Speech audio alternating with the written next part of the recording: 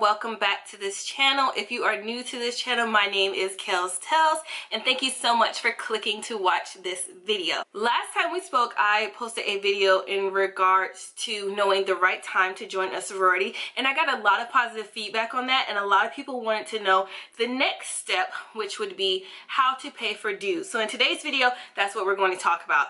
I made some notes because if you guys know me, I like to talk and I sometimes forget my train of thought. So let's get right into it. In today's video, we are going to be talking about how to pay for sorority dues. First of all, let me explain what dues are. Dues are basically membership fees that you would pay, and they come in two versions. They come in the initiate version, and then it comes in the membership version. We're going to talk about both today. With your initiate dues, these are dues that you pay when you're going through the application process and when you're pursuing joining a sorority. It's usually during the rush process that you would pay your dues, and you would pay them at some point during the rush process. Initiate dues can be anywhere between $100 to even $3,000, and it really depends on the sorority that you're looking to join. In some cases it could be more, and in some cases it could be less. It really depends on the sorority that you're looking to join, and that's dealing with NPC, NPHC, multicultural organizations, and so on. It really depends on the sorority that you're looking to join, which is why it's highly recommended that you do your research prior to joining a sorority so that you know what kind of costs that you're looking at.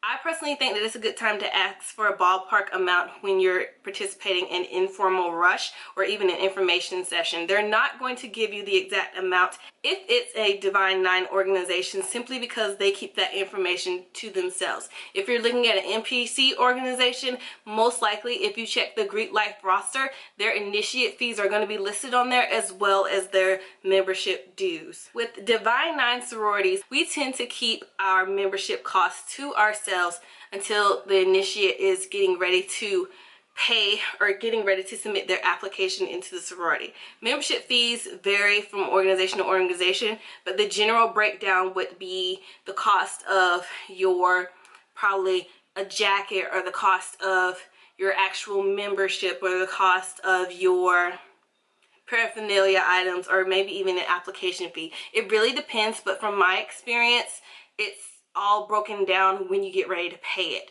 And I think that it's also important to note that your initiate fees are probably going to be the most that you're going to pay to join the sorority, and then they tend to be lower after you're an actual member, because they want to get all those initial fees out of the way, which is why they call them initiate fees or initial fees. Membership fees really depends on the chapter's budget every year, and they vary from year to year, or if you're a profitable organization, your membership fees will not change. It really depends on the organization. When dealing with membership fees after you've joined a sorority, those fees are typically divided up into local, regional, and national dues.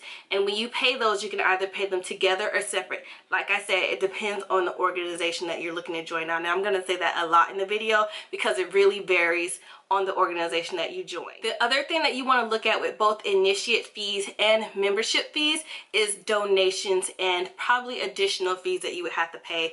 With my sorority, we always make a donation, be it a regional or national donation. We're always making donations when we pay our dues and when we pay our fees. So pay attention to that information as well, because those are going to be included in your fees. Forms of payment include a check, a money order, or electronically. I know some sororities you can pay all of your dues electronically and not worry about it. If you're an initiate and you're paying to join a sorority for the first time, you're going to want to pay it with a check or money order. Most likely a money order, because it's probably the easiest way to get money and the easiest way for the organization to track it. Now that we've got the information out of the way, let's get into the good stuff. How do you pay for your dues? In my opinion, there are a couple of ways to pay for it. The first thing that I would recommend doing when you're looking to pay your dues, like I said in the beginning of this video, is to ask when it's due and to ask how much it is. Now, like I said before, some sororities are not going to give you the exact cost. They'll give you a ballpark amount, and I think I mentioned that in my last video as well. I'll link it above if you guys want to see the video. If you haven't seen that video, you want to make sure that you're asking those questions, because you want to make sure that you have the money in time before you join the sorority. A lot of people will wait until, say it's their sophomore year, say it's fall semester, sophomore year, and you're looking to join spring semester of your sophomore year. If you've never talked to a membership chair or never been to an IG and just jumped the bandwagon of joining a sorority and then get to the cost, most likely it's going to probably shock you when you look at the price to join if you're an initiate member. So ask in advance.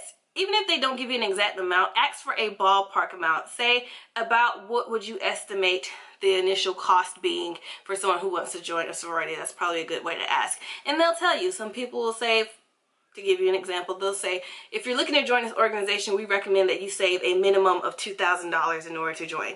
And if you participate in a informational gathering, or if you participate in a conversation with one of them and they tell you that, that'll give you a good ballpark of how much you're going to need in order to join the organization. Do it early would be my best advice as well, because if you're looking to join a sorority, I wouldn't say join next semester if you're not financially prepared for it. And if you know the patterns of the sorority, if you know the patterns of their rush process, then that gives you a better idea of when would be a good time to save for it as well. Now to answer the question of how to pay. If you're looking to pay to join a sorority, one of my best advice to give would be to save your money.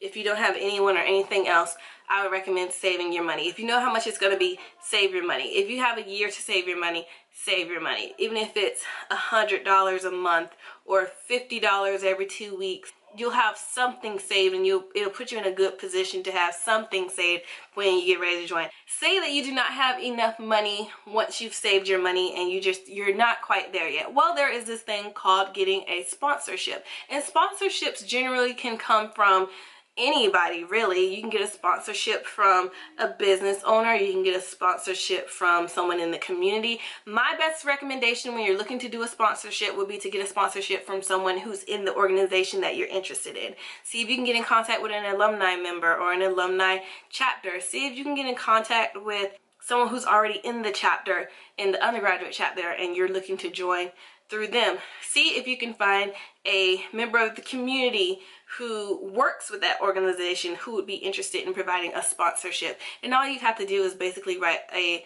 letter to that person or to that organization requesting a sponsorship, and the worst thing they'll tell you is no, or the best thing they can tell you is yes. So a sponsorship would also be something that I would recommend to pay for your dues.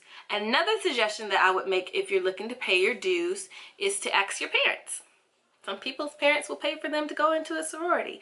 My mom helped me pay for me when I went to go into a sorority. Some people's parents are Greek, and they're more than happy to support their children in following in their footsteps of being a legacy. So some of them are more than happy to help with that. Grandparents love giving their children money. You can ask your grandparents, they'll be happy to help. Aunts, uncles, anyone in your family who's been in an organization, or anyone in your family who's a part of Greek life, they would be happy to help you if you're looking to join an organization. The only issue with that, I would say, maybe it's not an issue, but some conflicts of interest can occur if you're interested in joining an organization that is not technically their legacy. So just be mindful of that. Some people would rather their children join an organization that they're part of and will refuse to pay for any other organization. But I think that's a worst case scenario, so don't let that scare you. The worst thing that you can do, or the most that you can do, is ask, and the worst thing that they can say is no, so why not ask anyways? Lastly, the way that I would suggest paying for your dues, some people can use this as an option and some people can't. It really depends on your situation, and it depends on what you receive in terms of your financial aid. But I would recommend, if this is something that would work for you, I would recommend using whatever you receive in the form of an overage check.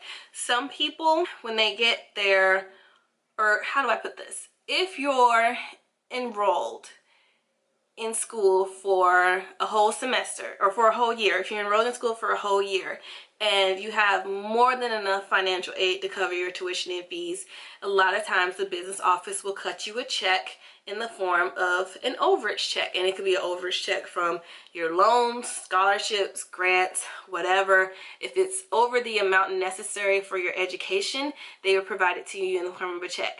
Now, from me being a financial conscious person, if it's a loan and they give you an overage check, I would not recommend using that, because loans you have to pay back.